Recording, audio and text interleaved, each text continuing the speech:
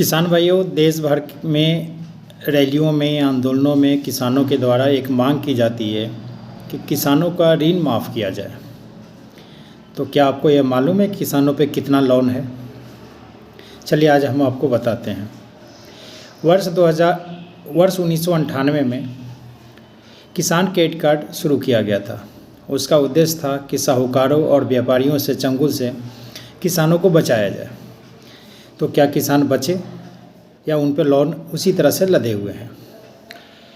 अभी वर्तमान समय में देश भर के सभी राज्यों और केंद्र शासित प्रदेश मिलाकर जो ऋण है किसानों के ऊपर वह है 28,50,779 करोड़ 43 लाख रुपया। ये केवल कृषि लोन है।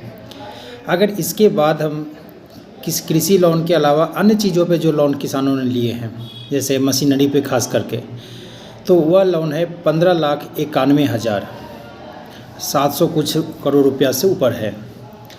अगर इनसे जोड़ दिया जाता है दोनों लोन को तो ये पहुंचता है 44,41,000 करोड़ रुपया से ज़्यादा।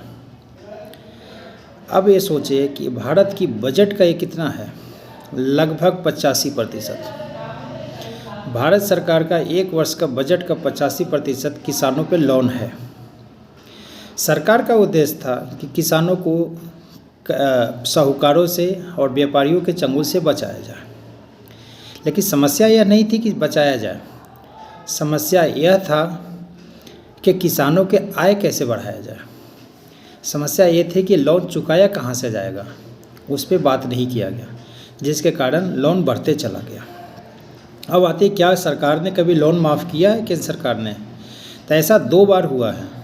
एक बार 1990 में जब विश्वनाथ प्रताप सिंह की सरकार थी, 10,000 करोड़ रुपए का लोन माफ़ हुए थे। दूसरा 2008 में जब मनमोहन सिंह की सरकार थी, वो 59,000 करोड़ रुपए का लोन माफ़ हुआ था। उसके बाद केंद्रीय स्तर पर कभी भी लोन माफ़ी नहीं हुई थी। ये दोनों समय में लोन माफ़ी डिफ़ॉल्टर किसानों का ही केवल हुआ था।